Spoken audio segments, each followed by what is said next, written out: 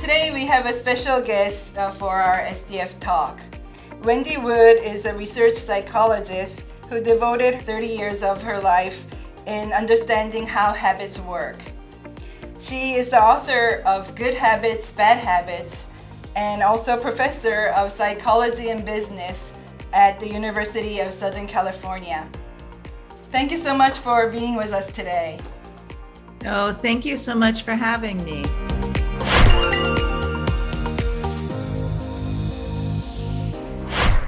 In Korea, there's a saying, a 3-year-old habit lasts until you're 80. As an expert of habits, is that right? Well, they have one thing right, which is once you form a habit memory, it does stick. But 3-year-olds don't have the same mature brain systems that we do.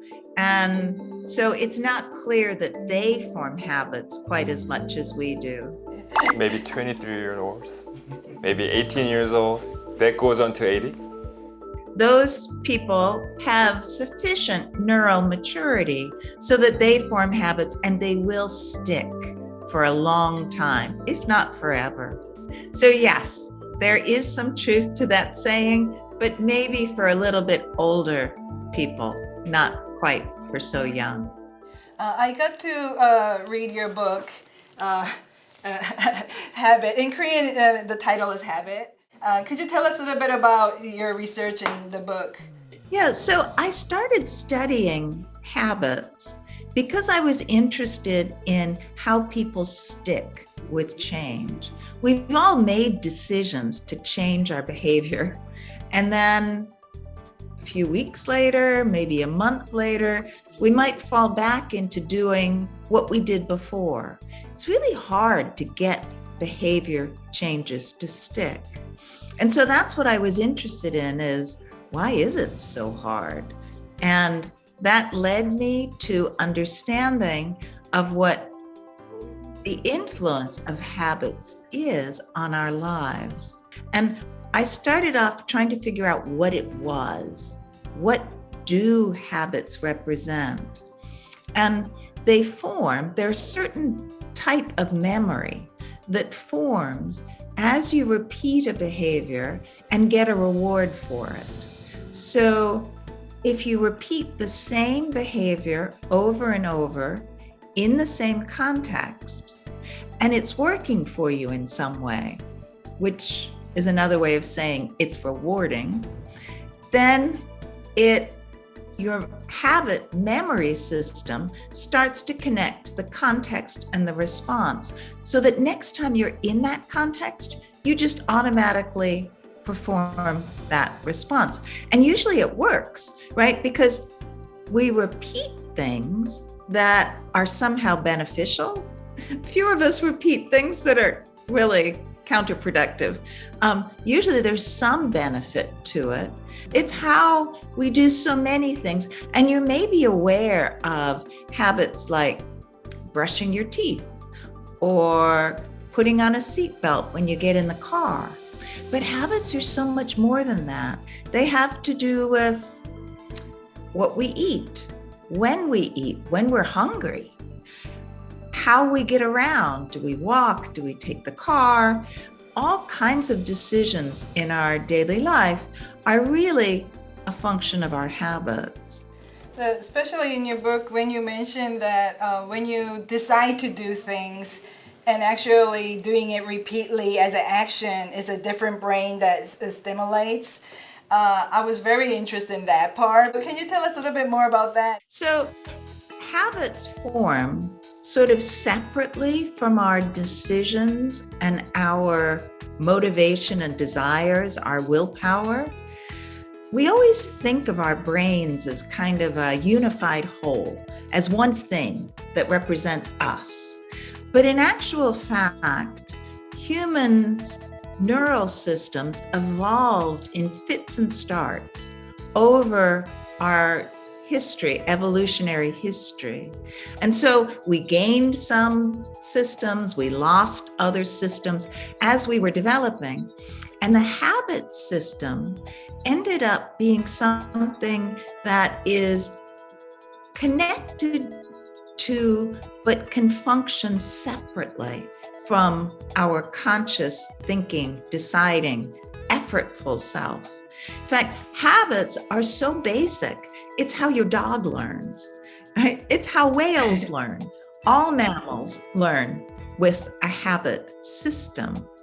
And it allows us, as I said, to repeat behaviors that worked well for us, but it's outside of conscious awareness. Instead, habits build through repetition and practice. So if you want to start a new habit, you can't just say, I'm going to do it. Instead, you have to practice over and over so that those connections are made in habit memory.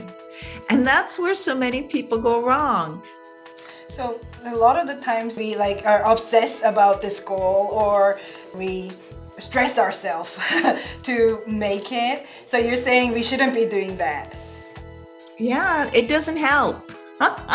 It works in the short run, right? Because you can control your behavior once or twice or 3 times, but ultimately that habit memory is going to be there much longer than your determination and willpower.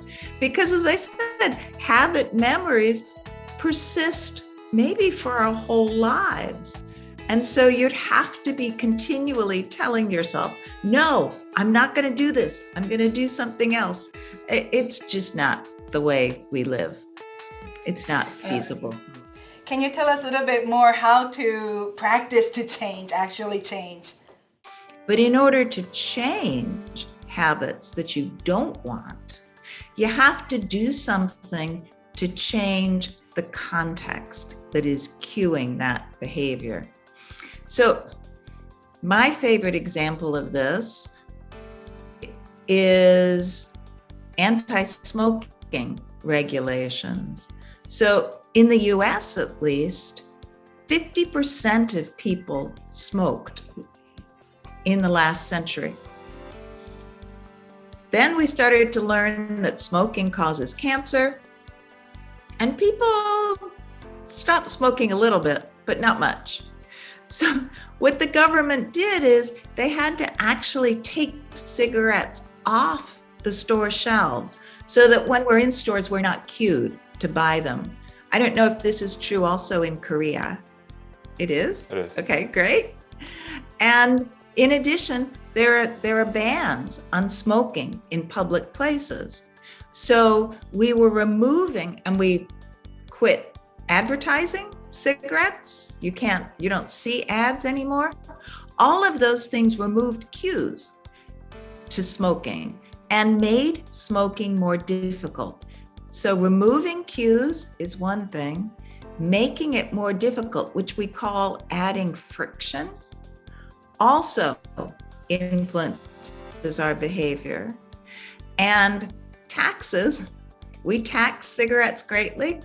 Right now, it's down to about 15% of the population smoke, which is great given where we were. Do you know what the smoking data are in Korea? We could look it up. A little bit higher, I'm sure. Smoking rate is 17.5% right now, which is similar with OECD average. Mm-hmm. Yeah, that's very similar to the US. So we have all brought it way down. Yep.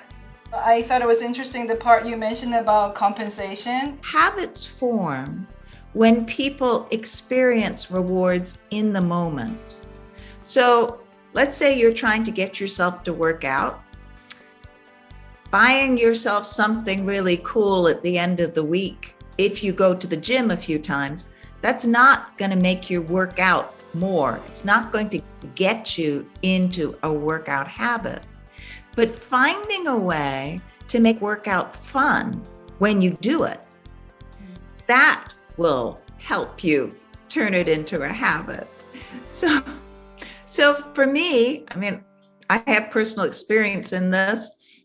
For me, I listen to stupid podcasts and watch stupid TV shows, read trashy novels when I'm working out because I don't do that otherwise. I don't have time.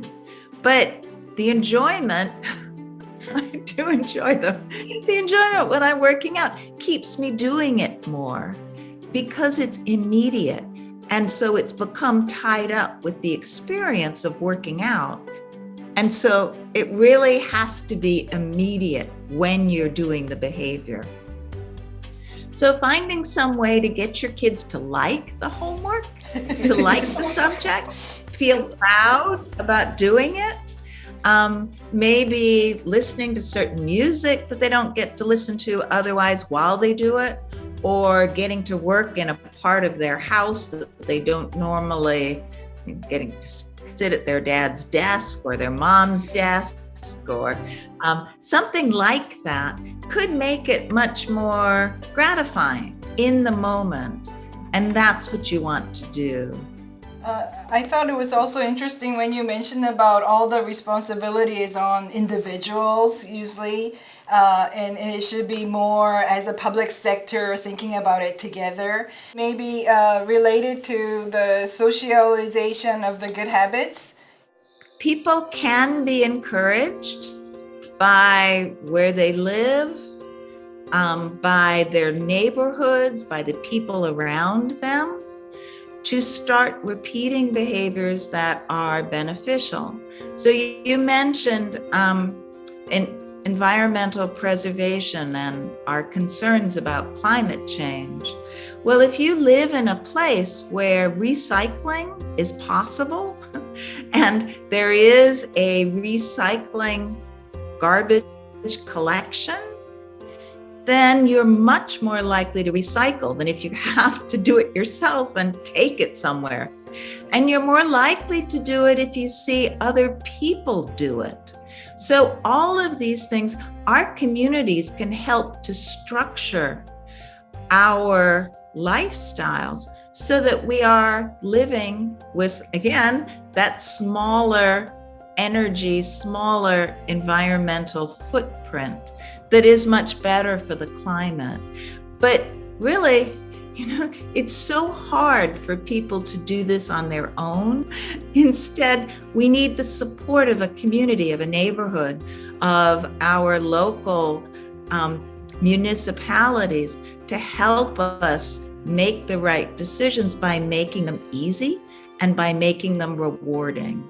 Those are the things that government can do to help us live happier, healthier lives.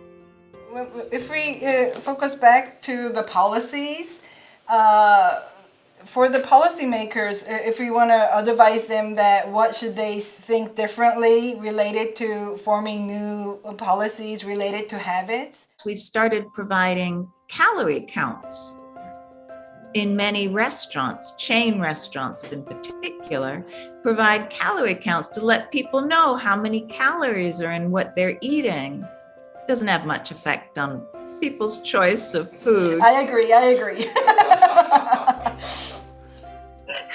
We just continue to eat what we're used to eating and what we think we like. But when I say what we think we like is so much of what we do and what we eat and what we choose is based on what we're used to in the past. So providing people with opportunities for different experiences is helpful. As policymakers, you want to make sure that the choices that are beneficial for individuals and societies are easy and rewarding. That's going to be effective policy. Professor, is there anything more you want to mention related to a lot of the things we mentioned this morning? Well, I would say to people that if they're not successful at forming a new habit, don't blame yourself. Don't stress over it. Because the nice thing about habit memory is it forms very slowly. so that if you give yourself some practice at doing it, then the next time you come back to it, your habit memory will still be there. So that's one of the great things about habit memory is you don't have to feel bad about giving up because you're still working toward the ultimate goal. That's a very good news. Thank you. Thank you so much for being with us today. Absolutely. Thank you to you and to Professor Lee. This was great.